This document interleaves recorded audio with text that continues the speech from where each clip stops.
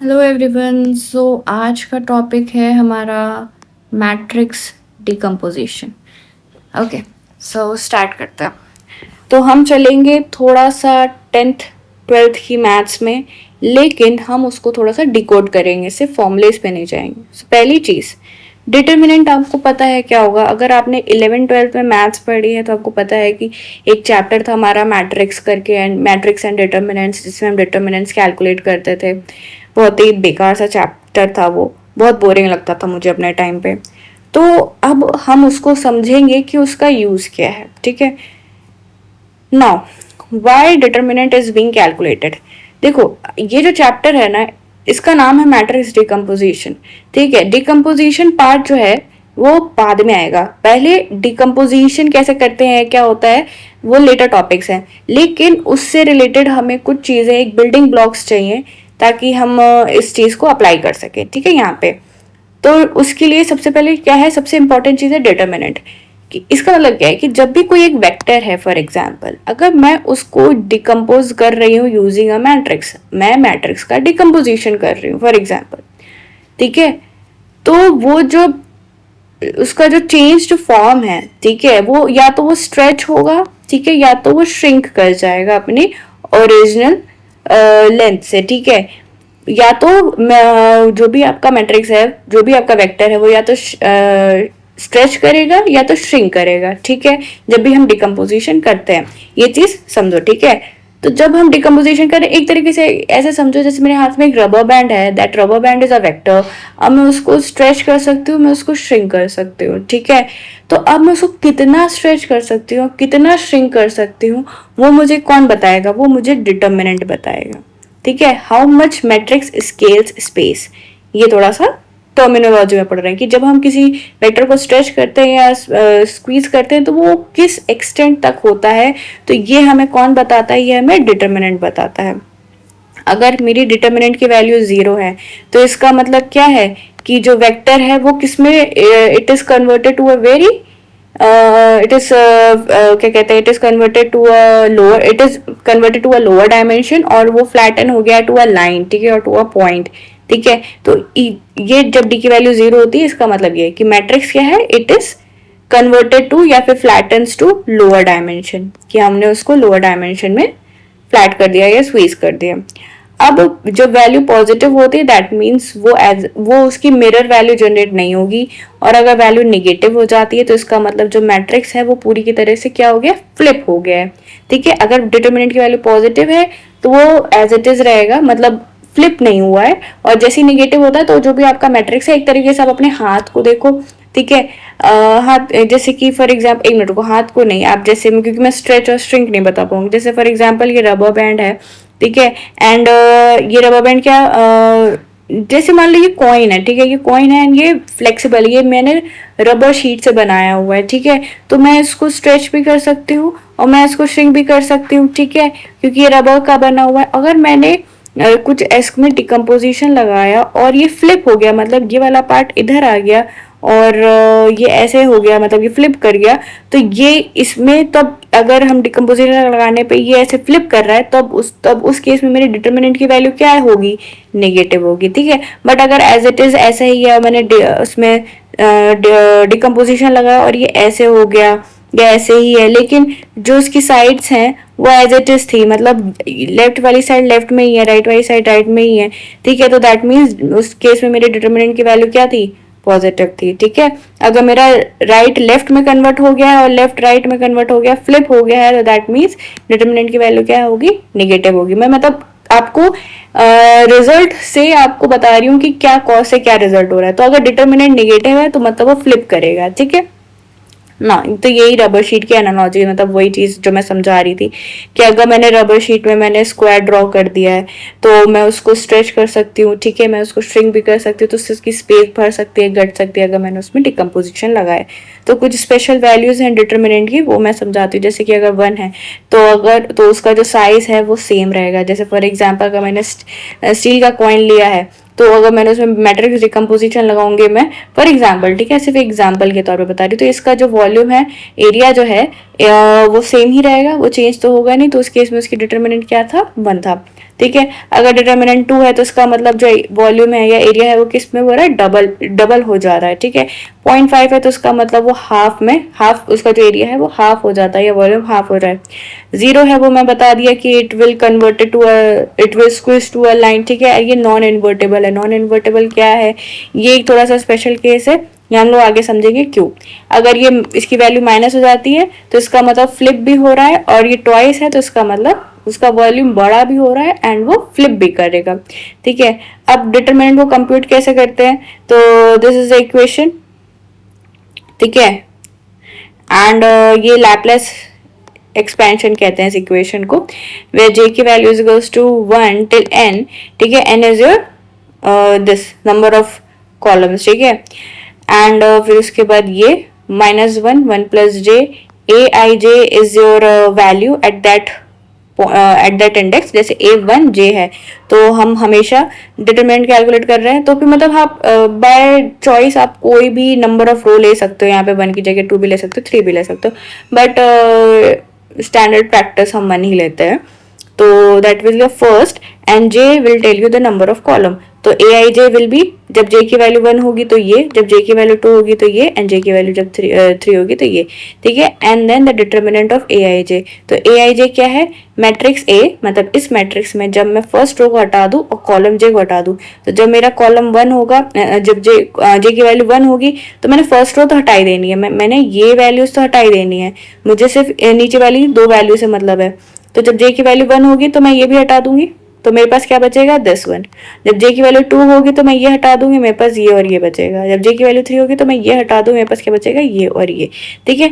तो फिर उसके डिटर्मिनेंट को रख के वी विल सॉल्व दिस। ये मतलब बहुत ही बेसिक है, आपने 11th-12th में अगर मैथ्स पढ़ी है तो आपको पता होगा डिटर्मिनेंट का फॉर्मूला। तो मैंने एक 3x3 का मैट्रिक्स रखा है। तो देखो पहले मेरी J की वैल्यू 1 थी, ठीक है, तो 1 + 1 2, ठीक है। तो ये -1 हो गया, फर्स्ट वैल्यू मैंने ली ये, फिर उसके बाद मैंने डिटर्मिनेंट लिया ये, क्योंकि मैंने ये वैल्यू पॉप अप कर दी तो मेरी वैल्यू क्या बचा, ये वाला, ठीक है। अब सिमिलरली जब J की वैल्यू 2 होगी तो 1 + 2 3, तो मेरा जब किसी की पावर 3 होती है नेगेटिव की तो वो तो एज इट इज रहता है, तो माइनस ही रहेगा। देन ये 2 मैंने उठाया इधर, एंड देन इस वाले कॉलम को पॉप आउट किया तो बचा क्या, 3 0 एंड 2 1, तो वो मैंने इधर लिखा। वैसे ही जब मैंने 3 लिया यहाँ पे, एंड इसका जब यहाँ पे J की वैल्यू 3 होगी, देन 3 + 1 4, तो इट इज इवन, तो यहाँ पे इसका साइन चेंज हो गया। देन मैंने इसको पॉप आउट कर दिया तो बचा ये, तो यहाँ पे इसको लिख दिया। अब इन सबके डिटर्मिनेंट्स मैंने कैलकुलेट कर दिया, 1 3 एंड 0, और इन इक्वेशन को मैंने सॉल्व कर दिया। तो मेरा आंसर क्या रहा, -5। माइनस है इसका मतलब फ्लिप किया, 5 है तो मतलब स्ट्रेच करके 5 टाइम्स बढ़ेगा अगर आप इस मैट्रिक्स को डिकम्पोजिशन के लिए यूज करोगे, ठीक है। ना कुछ प्रॉपर्टीज हैं कि अगर आपने किसी मैट्रिक्स को मल्टीप्लाई किया, उसका डिटर्मिनेंट निकाल रहे हो, it will be equal to उनके इंडिविजुअल डिटर्मिनेंट से, ठीक है। अगर आप किसी मैट्रिक्स के ट्रांसपोज का डिटर्मिनेंट निकाल रहे हो तो it will be equals to उस मैट्रिक्स के डिटर्मिनेंट से। अगर आपकी किसी इनवर्स का डिटर्मिनेंट निकाल रहे हो, it will be equal to the reciprocal of determinant of that matrix. Okay, अगर मैंने अपनी रोज को या कॉलम्स को मल्टीप्लाई करके ऐड किया, जैसे फॉर एग्जांपल जो हम लोग करते थे ना, row 1 is equals to row 1 plus twice of row 2, ये सब चीज़ें हम लोग करते थे, याद होगा जब हम लोग मैट्रिक्स एंड डिटर्मिनेंट्स में करते थे। और इसके जो पुराने लेक्चर्स हैं जब हम लोग क्वेश्चन एलिमिनेशन कर रहे हैं, ये सब चीज़ें ना, उसमें हम लोग ने ये सब चीज़ें किया हुआ है, याद होगा। तो अगर ये सब चीज़ें मैं अप्लाई कर रही हूँ तो क्या मेरे डिटर्मिनेंट में चेंज आएगा, नहीं। अगर मैंने स्वैप कर दिया रोज को आपस में, रो 1 को रो 2 बना दिया, रो 2 को रो 1 बना दिया, तब मेरे साइंस जो है वो फ्लिप हो जाएंगे, ठीक है। और अगर मैंने स्केलर से मल्टीप्लाई कर दिया, for example row 2 is equals to twice of row 2 कर दिया, ऐसा कुछ किया तो जो मेरा डिटर्मिनेंट है वो भी उससे मल्टीप्लाई हो जाएगा, ठीक है। अब हो गई डिटर्मिनेंट की बात, अब करते हैं ट्रेस की बात। ट्रेस क्या होता है, it is a very simple concept, it is a sum of diagonal elements, that's it. तो इस केस में क्या होगा, 1 5, 9। तो मैंने इसको सम किया तो मेरा आंसर क्या आ रहा है 15। अब इसकी प्रॉपर्टीज क्या है, अगर दो मैट्रिक्स का अगर हमने सम किया और फिर उसकी ट्रेस वैल्यू निकाली, so it is equals to the trace of A and trace of B. अगर मैंने किसी कांस्टेंट से ए को मल्टीप्लाई किया फिर ट्रेस निकाला तो it will be equals to the that scalar value and multiply by trace of that matrix. अगर दो मैट्रिक्स को मैंने मल्टीप्लाई किया फिर ट्रेस निकाल रही हूँ तो that will be equals to the B A and उसका ट्रेस उसके बराबर। जैसे कि हम लोग A B is equals to B A होता है ना, तो अगर ये मैट्रिक्स ही सेम है तो फिर इनके ट्रेसेस भी तो सेम ही होगी ना, तो इसको हम साइक्लिकल प्रॉपर्टी कहते हैं। ठीक है ना। What is characteristic polynomial? Characteristics polynomial इसलिए हम ये एक इक्वेशन हम लोग बनाते हैं ताकि हम eigen values and eigen vectors को कैलकुलेट कर सकें। सो इसको लिखते हैं ऐसे है, ठीक है। तो इसका फॉर्मूला क्या है, determinant of A minus lambda I. I is your identity matrix, A is your matrix and जब इसका हम डिटर्मिनेंट निकालेंगे तो एक इक्वेशन बन के आती है और उस इक्वेशन के जब हम रूट्स निकालते हैं तो वो रूट्स क्या होते हैं, इगन वैल्यू होते हैं। अब जिन्होंने मेरी पुरानी वीडियोस देखी हैं या जो नए लोग भी हैं वो मुझे बताओ कि इगन वैल्यू हमने कहाँ पढ़ा है अभी पुरानी वीडियोस में? अभी तक जो भी हम लोग ने पढ़ा है मैट्रिक्स में उसमें इगन वैल्यू कहाँ यूज हुआ था? थोड़ा सा हिंट देती हूँ, ये किसी को प्रूव करने के लिए हुआ था या किसी की मतलब आइडेंटिटी के लिए हुआ था कि मुझे अगर ये कंफर्म करना है कि ये चीज़ पर्टिकुलरली है तो उस चीज़ को मेक श्योर करने के लिए हमने इगन वैल्यूज का इस्तेमाल किया था। तब बताओ मुझे कि हम लोग ने कहाँ इस चीज़ को पढ़ा है। ठीक है। अब एग्जाम्पल हम लेते हैं, छोटा सा एग्जाम्पल लिया है। ठीक है, ये मैंने मैट्रिक्स लिया तो मैंने इसका पॉलिनोमियल कैरेक्टरिस्टिक पॉलिनोमियल इक्वेशन निकाला। तो मैंने सारी वैल्यूज रखी एंड नॉर्मल मैथ्स लगाया तो मेरी इक्वेशन क्या आ रही है 2, ये फिर इसको सॉल्व किया ये। अब मैं इसका रूट करूंगी जैसे क्वाड्रेटिक इक्वेशन सॉल्व करते हैं, इज टू 0 लगा के। तो नॉर्मल मैथ्स, तो यहाँ पे मेरी लैम्डा की वैल्यू क्या आ रही है 3 and 1, तो ये मेरी क्या हो गई, इगन वैल्यूज हो गई। ठीक है। अब एक चीज मैं आपको बताऊंगी कि जैसे कि मेरा जो मैट्रिक्स था अगर मैं उसका डिटर्मिनेंट निकालती हूँ, फॉर एग्जाम्पल ये मेरा मैट्रिक्स था जिससे ये वैल्यूज आई है मेरी इगन वैल्यूज। अगर मैं उसका डिटर्मिनेंट निकालती हूँ दिस विल बी 3 एंड अगर मैं उसका ट्रेस निकालती हूँ तो मतलब प्लस प्लस, तो इसका आंसर क्या आएगा 4। तो जो भी आपका डिटर्मिनेंट होता है वो एक्चुअली इगन वैल्यूज का प्रोडक्ट होता है एंड जो आपका ट्रेस होता है वो इगन वैल्यूज का सम होता है। तो यहाँ इस केस में मेरा इगन वैल्यू क्या था 3 and 1, तो 3 1 का मल्टीप्लीकेशन इज 3 एंड इनका एडिशन इज 4। तो डिटर्मिनेंट क्या है, product of eigen values and trace क्या है, it is a sum of eigen values. ठीक है, इन चीज को याद रखना। अब now second is eigen vector. Eigen vector क्या होता है, जैसे कि अभी मैंने बोला कि मेरा एक वेक्टर है फॉर एग्जांपल x और मैं उसको स्ट्रेच कर रही हूँ। ठीक है, स्ट्रेच कर रही हूँ मतलब एक तरह से मैं उसमें मैट्रिक्स डिकम्पोजिशन लगा रही हूँ जिससे वो स्ट्रेच या श्रिंक हो रहा है। तो वो किस डायरेक्शन में स्ट्रेच हो रहा है, ठीक है, तो वो डायरेक्शन हमें बताता है इगन वेक्टर और ये हमेशा कांस्टेंट रहता है। ठीक है, ये सिर्फ हमें बताएगा कि किस डायरेक्शन में स्ट्रेच हो। फॉर एग्जाम्पल एक ये कुछ एक है, यहाँ पे मैंने रबर फंसाया और मैंने इसको खींच दिया यहाँ तक, तो यहाँ पे जो मैंने इसको पुल किया है तो ये एक पर्टिकुलर डायरेक्शन है, ये इसी डायरेक्शन में रहेगा, पुल कर रहा तो ये डायरेक्शन इसका कांस्टेंट रहेगा। ठीक है, लेकिन ये कितना एक्सटेंट हो सकता है वो मुझे कौन बताएगा, वो मुझे बताएगा इगन वैल्यूज। तो अगर मैं वेक्टर को ट्रांसफॉर्म करती हूँ बाय मैट्रिक्स ए, मतलब ट्रांसफॉर्म इन द सेंस यहाँ पे मुझे ट्रांसफॉर्म नहीं, मुझे यहाँ पे डिकम्पोजिशन लिखना चाहिए। ठीक है, बेसिकली डिकम्पोजिशन, अगर मैं किसी वेक्टर का डिकम्पोजिशन कर रही हूँ, ठीक है, बाय मैट्रिक्स ए, और अगर वो स्ट्रेच हो रहा है या श्रिंक हो रहा है वो किसी पर्टिकुलर डायरेक्शन में, तो वो डायरेक्शन कौन बताएगा, मुझे इगन वेक्टर बताएगा। लेकिन कितना हो रहा है वो मुझे कौन बताएगा, वो मुझे इगन वैल्यू बताएगा। अब मैं इसको कैलकुलेट कैसे करूंगी, तो उसकी इक्वेशन ये है, this is your matrix, A is your matrix, जो भी आप जिस मैट्रिक्स को यूज कर रहे हो for the decomposition, X is a vector जिसको आप डिकम्पोज कर रहे हो, तो it will be equals to X. Again इधर जो आपका एक्स है वो वही वेक्टर है and this is your lambda कि जो आपकी इगन वैल्यू है। तो मतलब अगर मैंने ये डिकम्पोजिशन अप्लाई किया है तो वो कितना स्ट्रेच होगा, इट विल बी स्ट्रेच और shrink in multiple of your eigen values. ठीक है, अब हमने क्या किया था, इगन वैल्यू को कैलकुलेट करने के लिए हम इसके रूट्स निकालते हैं। ठीक है, पॉलिनोमियल इक्वेशन के लिए। अब हम पॉलिनोमियल इक्वेशन के रूट्स क्यों निकालते हैं, why, what is the reason कि मैंने इक्वल्स टू यहाँ पे 0 रखा। अब हम लोग वापस से उस प्रॉपर्टीज में जाते हैं जो हमने डिटर्मिनेंट की प्रॉपर्टी पढ़ी है कि अगर किसी मैट्रिक्स का डिटर्मिनेंट 0 होता है तो उसका मतलब क्या होता है, it is flattens to a line और वो नॉन इन्वर्टेबल है। मेन मेरे लिए रीजन ये है कि अगर किसी का मैट्रिक्स का डिटर्मिनेंट 0 है तो वो क्या करता है, वेक्टर को फ्लैट कर देता है, ठीक है। और मैंने इसको यूज किया है for calculating the eigen vector. तो ये अगर मैं ये ऐसे करती हूँ, अगर मैं ये चीज़ मेक श्योर करती हूँ तो इट मेक श्योर उसकी जो इगन वेक्टर है वो क्रश डाउन करेगा एक सिंगल पॉइंट पे 0, अगर मैं उसको इस कैरेक्टरिस्टिक फंक्शन से कैलकुलेट करती हूँ, ठीक है। तो दिस इज द थिंग।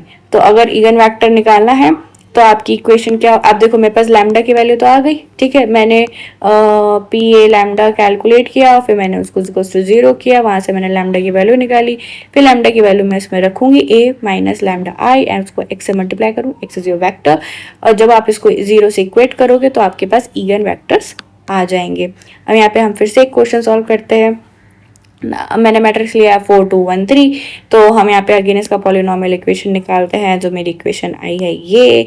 फिर मैंने इसके रूट्स निकाले, क्वाड्रेटिक इक्वेशन को जैसे सॉल्व करते हैं तो मेरे लैम्डा की वैल्यू क्या आ रही है 5 and 2, these are my eigen values. तो अगर आपको चेक करना है तो आप ये देखो डिटर्मिनेंट एक जो ये मेरी मैट्रिक्स है 4 2 1 3, इसका डिटर्मिनेंट क्या होगा 10 एंड ट्रेस देखो इसका होगा 7, देखो सम ऑफ डायगोनल एलिमेंट्स 4 एंड 3 और डिटर्मिनेंट क्या होता है 4 3 12 एंड 2 माइनस 1 2, दैट इज 10, ठीक है। और ट्रेस मेरा हो गया 4 + 3 7, ठीक है। तो ये दोनों इससे कर रहे हैं, डिटर्मिनेंट क्या होता है प्रोडक्ट 5 2 10 एंड ट्रेस क्या होता है सम 5 + 2 = 7। तो अब मैं जब इसको अपने इगन वेक्टर इस वाली इक्वेशन में रखूंगी तो मैंने ए मैट्रिक्स रखा, लैम्डा की वैल्यू एक एक करके रखेंगे, तो मैंने 5 रखी, मल्टीप्लाई बाय आइडेंटिटी मैट्रिक्स, उसको x से मल्टीप्लाई किया। तो अब नॉर्मल जैसे इक्वेशन सॉल्व करते हैं, तो ये मेरी पहली इक्वेशन थी, तो इससे x1 = 2x2। तो इस इक्वेशन से अगर आपको इगन वेक्टर निकालना तो इस तरह से ऐसे निकालते हैं कि जैसे x1 है, ठीक है। तो इसका मतलब जो मेरा सबसे टॉप मोस्ट वाला होगा वो होगा 2, ठीक है। तो इट इज जस्ट 2, मतलब ट्वाइस होगा नीचे वाले से, तो 2 and 1, आप इसको 4 and 2 भी लिख सकते हो, ठीक है। अब जो दूसरी वैल्यू थी मेरी लैम्डा की, दैट इज 2, फिर मैं उसको 2 के साथ इसको सॉल्व करती हूँ अगेन इस इक्वेशन को। तो मेरी इक्वेशन आ रही है x1 = -x2, तो पहला टॉप वैल्यू क्या होगा माइनस में आएगा -1 एंड जो नीचे वाला होगा उसका 1, ठीक है ना। इगन स्पेस क्या होता है, eigen space is a set of all vectors for a given eigen value plus 0 vector. मतलब कि जो भी आपका जो भी आपका इगन वैल्यू है तो उस इगन वैल्यू से आपके कितने इगन वेक्टर्स बन रहे हैं, ठीक है। तो उसको कहते हैं इगन स्पेस, ठीक है। अब मेरा लैम्डा की वैल्यू कितनी थी मेरी 5, तो 5 पे मुझे कितने इगन वेक्टर्स मिले, एक ही मिला। तो 2 पे कितने मिले, एक ही मिले। तो फॉर द 5 मेरा इगन स्पेस क्या होगा जो हम लोगों ने निकाला इगन वेक्टर की वैल्यू, एंड फॉर 2 मेरा इगन स्पेस क्या होगा जो कि हम लोगों ने निकाला, ठीक है। Now what is a geometric multiplicity, it is basically a dimension of eigen space for that vector. तो यहाँ पे मेरा क्या होगा ज्योमेट्रिक मल्टीप्लिसिटी, इन इस मल्टीप्लिसिटी में इस पर्टिकुलर एग्जांपल में मेरा 1 1 आएगा, ठीक है। दोनों केस में दोनों इगन वैल्यूज में मेरा जीएम की वैल्यू क्या है 1। और अलजेब्रिक मल्टीप्लिसिटी क्या होता है कि कितने आपके पास जो आपकी इगन वैल्यूज हैं वो कितनी बार रिपीट हुए हैं। तो यहाँ पे तो मेरा 5 and 2 दोनों कॉमन है, 5 एक ही बार आया, 2 भी एक ही बार आया, तो मेरी अलजेब्रिक मल्टीप्लिसिटी इस केस में कितनी है 1 and 1, ठीक है।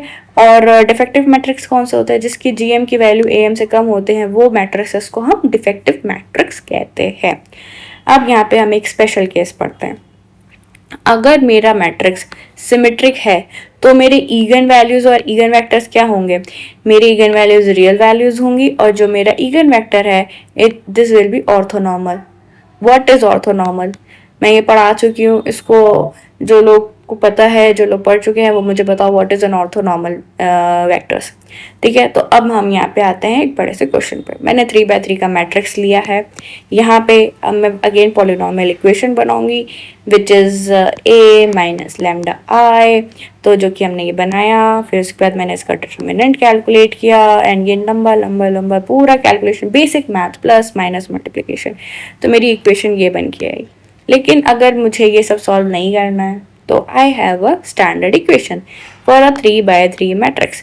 तो 3x3 मैट्रिक्स में पॉलिनोमियल की कैरेक्टरिस्टिक पॉलिनोमियल की इक्वेशन क्या होती है, lambda 3 minus trace of a multiplied by lambda square plus m lambda minus determinant of a is equals to 0. ठीक है, अब ना ट्रेस हमें कैलकुलेट करना आता है, it is a sum of the diagonal values which is this, ये आ गई। ठीक है, तो ये हमने देखो कंपेयर करो, 9 वैल्यू तो सही हो गई। ठीक है, और फिर उसके बाद हमें क्या चाहिए, m। तो m क्या होता है वो बता देती हूँ। m is the determinant of top left plus determinant of bottom right plus determinant of outer corner. ये बता देते हैं यहाँ पे, जैसे कि टॉप लेफ्ट क्या हो गया, ये। ठीक है, इसका डिटर्मिनेंट। बॉटम राइट क्या हो गया, ये वाला पार्ट। ठीक है, एंड आउटर कॉर्नर क्या हो गया, ये। ठीक है, तो इन सब के डिटर्मिनेंट को प्लस करते हैं तो हमारी m की वैल्यू आ जाती है। तो मैंने इसको यहाँ पे लिखा, देन सॉल्व किया एंड द आंसर इज 15। तो यहाँ पे प्लस 15 आ गया जो कि मैच कर रहा है। फिर then the last one is the determinant of A. तो मैंने डिटर्मिनेंट ऑफ ए कैलकुलेट किया, द आंसर इज 7 एंड यहाँ पे मैंने पुट किया एंड -7, तो इक्वेशन आ गई। ठीक है, तो this is a standard equation for characteristic polynomial 4/3 matrix. अब मेरी इक्वेशन बन गई है दिस। अब मुझे क्या करना है, ईगन वैल्यू कैलकुलेट करना है। तो जब हमारे पास ऐसा है तो हम डायरेक्टली क्वाड्रेटिक इक्वेशन नहीं अप्लाई कर सकते ऑफ कोर्स। तो हम क्या करेंगे, सबसे छोटी वैल्यू से स्टार्ट करते हैं।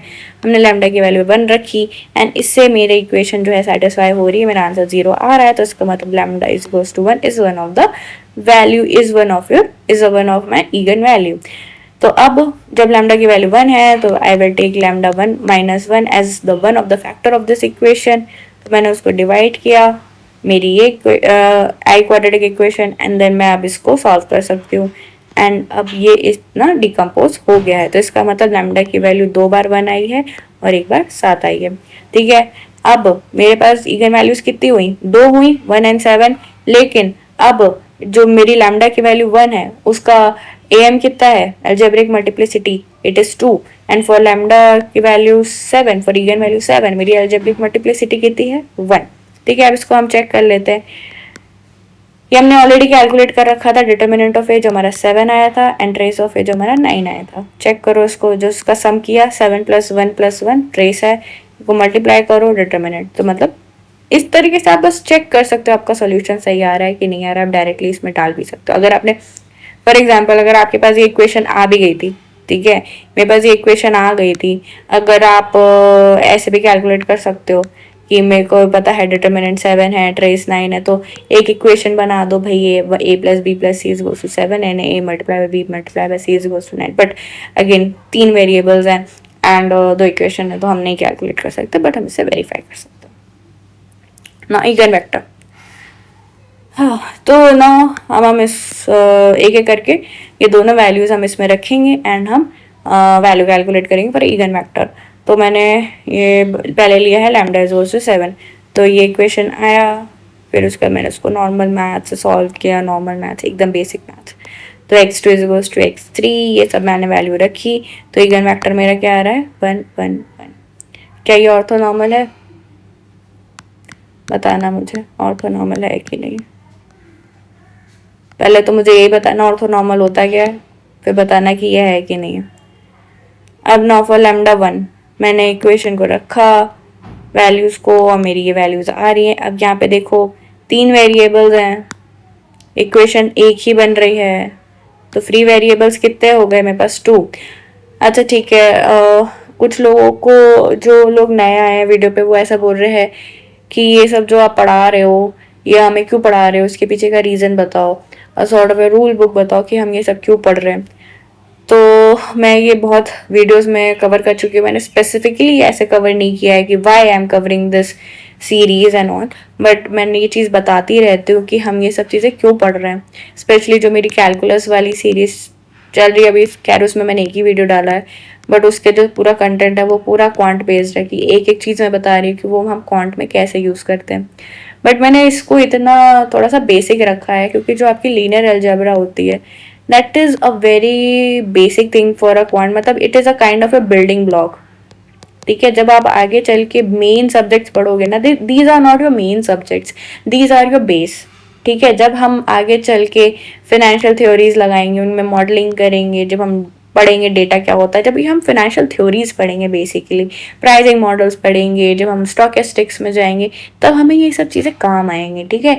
तब अगर हमें ये सब पता होगा ना, मैट्रिक्स क्या होता है, उनके डिकम्पोजिशंस कैसे होते हैं, उनके थ्योरम्स क्या है, चॉल्स्की क्या है, ग्राम स्मिथ क्या है, ये सब चीज़ें हमें जब पता होंगी ना तो वो चीज़ हमें समझने में काम आएगी एंड वहाँ पे ये सब चीज़ें अप्लाई होगी। तो this is the reason why we are covering linear algebra, ठीक है। लीनियर एल्जेब्रा को आप एज इट इज उठा के अपने एल्गोरिदम में नहीं डालते, ठीक है। लीनियर एल्जेब्रा से आपके मॉडल्स बनते हैं, वो मॉडल्स जब हम आगे चल के पढ़ेंगे, ठीक है। नाउ हाँ ठीक है, मेरे ये अब ये जैसे कि ये फ्री वेरिएबल मैंने यहाँ पे लिख दिया। अब जो डायरेक्टली इस वीडियो में जंप करे होंगे उनको पता ही नहीं है कि फ्री वेरिएबल क्या है, क्यों, क्योंकि ये मैंने अपनी शुरुआत की वीडियोस में कवर किया है in detail what is free variable, ठीक है। तो this is how things work कि आप बेसिक से पढ़ते हो, पहले आप ABCD पढ़ते हो, तब जाके आप वर्ड्स बनाना सीखते हो, फिर जाके आप सेंटेंस बनाना सीखते हो, ठीक है। अगर मैं डायरेक्टली आपको सेंटेंस बनाना सिखा दूँ तो फिर आपको नहीं समझ पाओगे, और अगर मैं आपको ABCD सिखा रही हूँ और आप मेरे से पूछ रहे हो कि हम ये सब क्यों पढ़ रहे हैं, हमें इसका हम अगर मैं आपका क्या कहते हैं मोटिव है ऐसे लिखना और मैं आपको ABCD सिखा रही हूँ तो आप ये नहीं बोल सकते ना कि हम क्यों पढ़ रहे हैं ABCD। ऑफ कोर्स आप ABCD से वर्ड सीखोगे, वर्ड से सेंटेंस सीखोगे, सेंटेंस से आप ऐसे बनाओगे ना। अगर आपको ऐसे बनाना, मैं डायरेक्टली सेंटेंस में नहीं आ सकती हूँ। हाँ, और कुछ लोग जो मैं एकदम बेसिक्स में जा रही हूँ, जैसे जो मैं शॉर्ट्स में कवर करती हूँ, बहुत ही बेसिक चीज़ें होती है, व्हाट इज स्टेशनैरिटी, व्हाट इज आगे चल के अभी तो मैंने इसमें एक ही वीडियो डाली कि स्टेशनैरिटी कैसे होती है, इसको हम कैसे कैसे लेकर आ सकते हैं, ठीक है। और यही जो अब मैं उसका जो मेथड बताने वाली हूँ दैट इज़ फ्रैक्शनल डिफरेंशिएशन, ठीक है। फ्रैक्शनल डिफरेंशिएशन हम क्यों यूज़ करते हैं मशीन लर्निंग में, और क्या क्या एजम्पशंस होते हैं, हमें किस हिसाब से फीचर की इंजीनियरिंग करनी चाहिए, ठीक है। हम कौन कौन से मेथड्स यूज़ कर सकते हैं वैलिडेशन के लिए, क्रॉस वैलिडेशन के लिए, बहुत सारी चीज़ें। अब मैं वो एकदम बेसिक में कवर कर रही हूँ। अब अगर मैंने और कुछ लोग ऐसा बोल रहे हैं कि भाई ये सब चीज़ें थोड़ा सा कहाँ ही यूज़ होती हैं, मतलब ये तो अब स्टेशनरिटी वाली वीडियो डाली थी उसमें कुछ लोग बोल रहे हैं ये तो बहुत ही बेसिक चीज़ें हैं कि कहाँ तुम क्वांट बोल रही हो, तुम कहाँ स्टेशनरी बता रही हो। बट अगर जब तक मैं स्टेशनरी नहीं बताऊंगी कि स्टेशनरिटी होती क्या है, तब तक क्या तुम्हें स्टॉकेस्टिक समझ में आएगा। अगर मैं डायरेक्टली तुमको आइटोस लेमा ब्लैक होल्स के इक्वेशंस वगैरह में दिखा दूँ तो आपको समझ में आएगा कि क्या चीज़ मैं बता रही हूँ। तो वो चीज़ें हैं, तो चीज़ों को है ना सीक्वेंस में लेके चलो, ठीक है। पहले अगर आपकी नींव मजबूत होगी तो आपकी बिल्डिंग अच्छी बनेगी। बट अगर आप ये अज्यूम करो कि मैं डायरेक्टली आपको बिल्डिंग बना के दे दूँ तो या तो वो बिल्डिंग गिर जाएगी या तो वो समझ में नहीं आएगा। अगर आप खुद बनाओगे तो गिर जाएगी ऑफ कोर्स। चलो, और मैं बना के दे दूँगी तो समझ में नहीं आएगा। हाँ, तो मैंने x2 की वैल्यू 1 ली। हाँ, तो अब मैं क्या करूँगी कि अब मेरी ये इक्वेशन बन गई, तो अब मैं अगेन लोवेस्ट वैल्यू से शुरू कर रही हूँ। मैंने x2 की वैल्यू 1 ली एंड x3 की वैल्यू 0 डाली, ठीक है। तो उससे मैंने अपना ये फर्स्ट इगन वेक्टर बनाया, और जब मैंने x2 की वैल्यू 0 और x3 की वैल्यू 1 डाली तो मैंने यह सेकंड इगन वेक्टर आया। तो अब देखो फॉर द लैम्डा 1 मेरा GM is 2 and AM is 2, for lambda 7 my GM is 1 and AM is 1। Now तो इस चीज़ को हम क्या बोलते हैं, जो ये हम लोग ने पूरा पढ़ा कि स्पेशल केस, कि जब मेरा मैट्रिक्स क्या है, सिमेट्रिक है, तो उस केस में मेरा GM एंड AM हमेशा बराबर होता है, तो इसको हम कहते हैं स्पेक्ट्रल थ्योरम, ठीक है। जब A सिमेट्रिक होता है तो AM एंड GM बराबर होता है। अब इस केस में हम लोगों ने क्या पढ़ा था, पहले क्या पढ़ा था, ऑर्थोनॉर्मल होता है। तो ये चीज़ तो आप मुझे बताने वाले हो कि ये वेक्टर ऑर्थोनॉर्मल है कि नहीं है, बट ये चीज़ मैं बता देती हूँ कि ये ऑर्थोनॉर्मल नहीं है, ठीक है। तो हम इसको ऑर्थोनॉर्मल में कन्वर्ट कर सकते हैं यूजिंग ग्राम श्मिट मॉडल, जो कि मैंने ऑलरेडी कवर कर दिया है। ओके, ठीक है। तो अगर यहाँ तक आपको समझ में आ गया है देन मेरा नेक्स्ट टॉपिक है चॉल्स्की डिकम्पोजिशन और ईगन डिकम्पोजिशन, डायगोनलाइजेशन, ये सब चीज़ें हैं। अब अगर आपको क्वेश्चंस चाहिए प्रैक्टिस करने के लिए तो मैं बता देती हूँ, मैं बुक जो ये सब कंटेंट पढ़ा रही हूँ ये वाला, वो मैं पढ़ा रही हूँ मैथ्स फॉर मशीन लर्निंग। ये मैंने और भी वीडियो से बता रखा है, but for new viewers maths for machine learning by डजनेथ। तो ये कंटेंट वहीं का है एंड उनकी क्वेश्चन सेट बहुत अच्छा है, थोड़ा सा एडवांस लेवल है बट उन्होंने बेसिक क्वेश्चंस भी दे रखे हैं, तो उनकी एक्सरसाइजेस हैं, एग्जाम्पल्स हैं, आप वहाँ से अपनी प्रैक्टिस कर सकते हैं। ओके, और अगर किसी क्वेश्चन में डाउट आ रहा है कि कैसे सॉल्व करना है then you can just tell me the question number और example number, I will try to cover it. Okay, bye bye, thank you.